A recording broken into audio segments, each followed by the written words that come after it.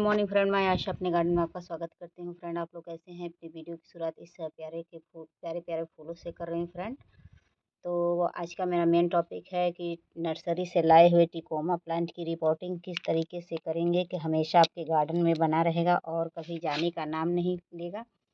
तो फ्रेंड, आप लोगों ने अगर ये प्लांट नहीं ख़रीदा है तो जल्दी जाइए और ख़रीद लीजिए, क्योंकि ये गर्मियों में चलने वाला बेस्ट प्लांट होता है। ऑल सीजन के लिए बेस्ट प्लांट होता है फ्रेंड। तो इसको आप अपने घर पर ज़रूर जगह दीजिए, नर्सरी से इसे ज़रूर ख़रीद के लाइए। लेकिन लगाने से पहले कुछ ऐसी सावधानियां होती हैं जिसे बरतनी ज़रूरी होती है। नहीं तो ये प्लांट लगा के क्या करेंगे कि सालों साल चलेगा नहीं, सालों साल क्या, ये 6 महीने नहीं चलेगा और ख़राब हो जाएगा। इसमें क्या क्या ऐसा चीज़ होता है जो चेक करना पड़ता है, और इसकी मिट्टी कैसी तैयार करनी पड़ती है जिसकी वजह से यह आपके गार्डन में बना रहे और कभी फूलों की कमी ना महसूस होने दे, और भर भर के फूल, कलियां सारे भर भर के आएँ और ब्रांच अधिक मात्रा में आए। तो आपने मेरे किसी वीडियो में देखा होगा, टिकोमा का प्लांट है, उस पे बहुत हैवी मात्रा में फ्लावर आते हैं। तो आप भी मेरे तरीके से लगाएंगे तो कभी आपको फूलों की कमी भी नहीं होगी, और एक बार इस प्लांट को लगा देंगे तो आपके गार्डन से कभी जाने का नाम नहीं लेगा। आप चाहें तो इसको बीज के द्वारा भी ग्रो कर सकते हैं, आप चाहें तो इसकी ब्रांच की कटिंग करके और उसको लगा सकते हैं, उससे भी ग्रो हो जाएगा। और नहीं तो नर्सरी से ख़रीद के ले आइए। और सच बता रही हूँ कि इतना ये फूल देता है और बिना केयर का फूल देता है। बस महीने में अगर आप चाहें तो, अगर लगे कि प्लांट आपका ग्रो नहीं हो रहा है, तो महीने में एक बार आप खाद वगैरह डाल दीजिए, नॉर्मल कोई भी खाद, उससे भी बहुत अच्छे से चल जाएगा। बाकी से किसी भी रख रखाव की ज़रूरत नहीं है। समय समय पर पानी बस डालते रहिए, बहुत अच्छे से फ्लावर देगा। तो चलिए, मिट्टी कैसी तैयार करनी है ये पहले देख लेते हैं, उसके बाद इस प्लांट को खोलेंगे और देखेंगे क्या आगे की प्रक्रिया करनी है।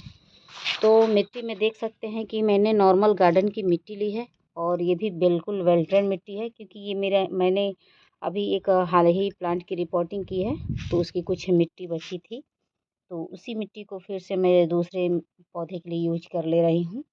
और ये मैंने रेत लिया हुआ है, तो 50% ये लिया है मैंने नॉर्मल गार्डन की मिट्टी, और 20% के करीब मैंने ये रेत लिया हुआ है।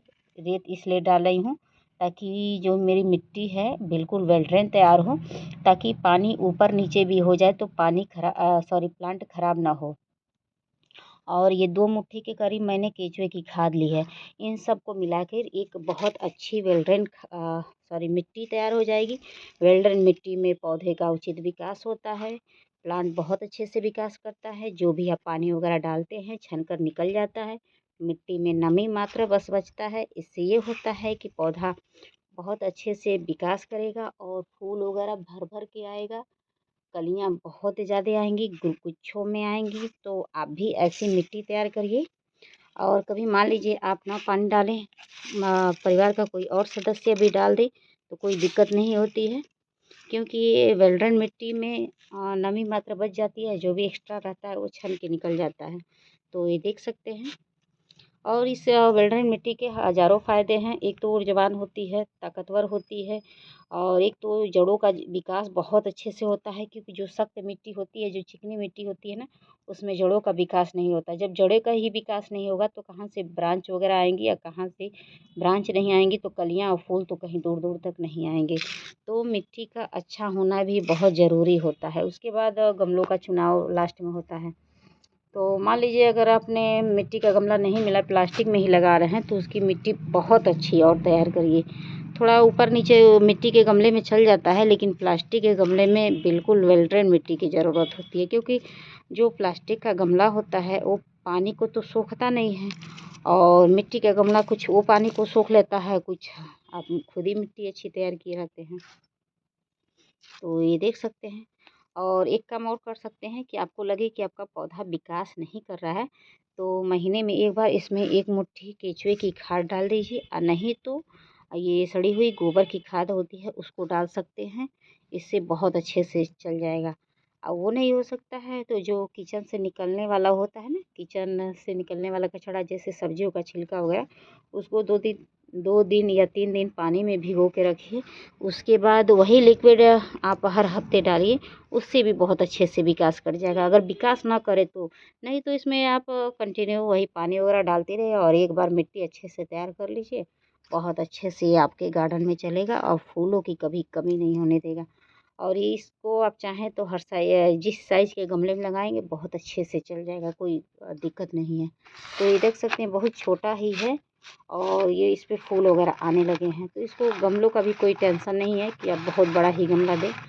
तो अपनी इच्छा अनुसार 10 इंच 12 इंच के गमले में इसको लगा सकते हैं, बहुत अच्छे से ये चल जाएगा। क्योंकि गमले वाला टिकोमा होता है। टिकोमा 2 तरह के आते हैं, एक गमले में लगाने वाला आता है और एक ज़मीन में लगाने वाला आता है। ज़मीन में लगाने वाला तो समझिए कि 12-12 फीट तक का जाता है और गमले वाला तो वो ज़्यादा ऊंचाई तक नहीं होता है।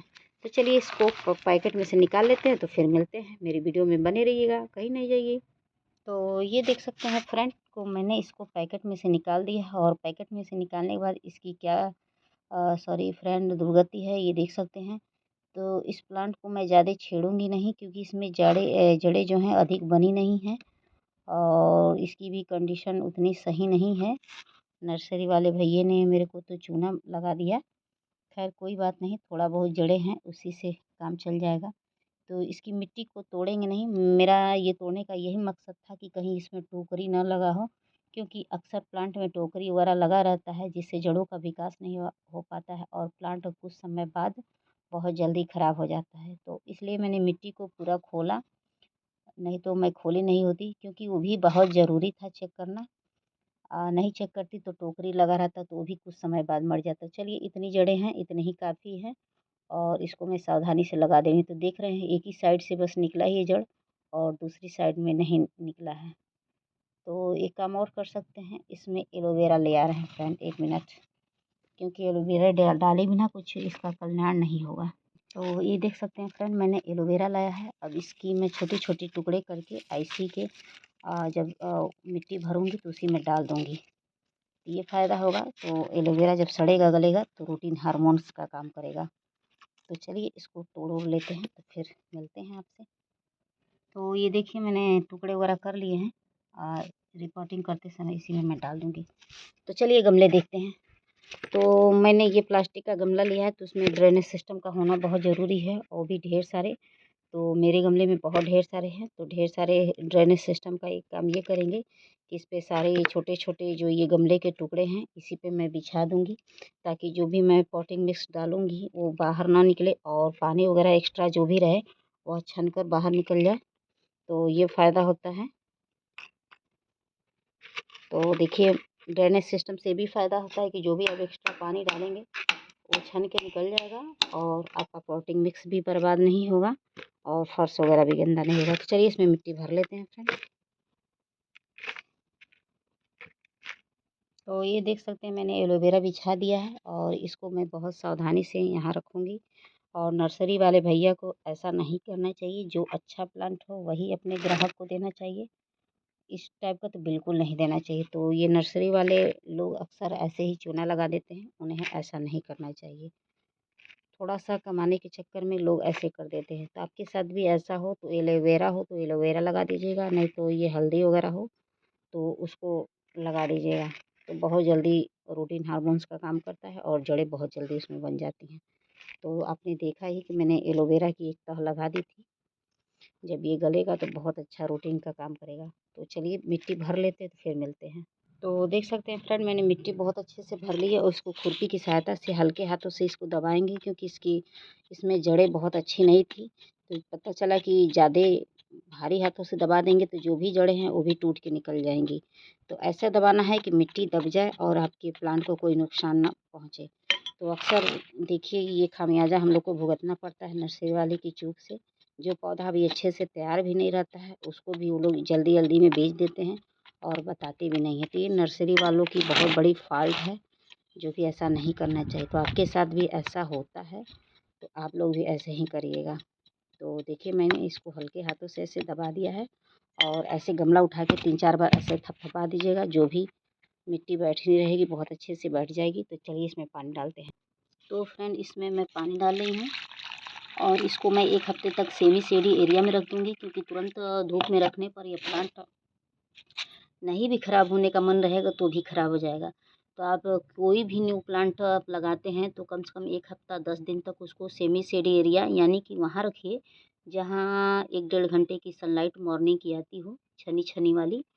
तो उसके बाद जब ये विकास कर जाएगा तब इसको फुल सनलाइट में रख दीजिएगा, कोई दिक्कत नहीं है फ्रेंड।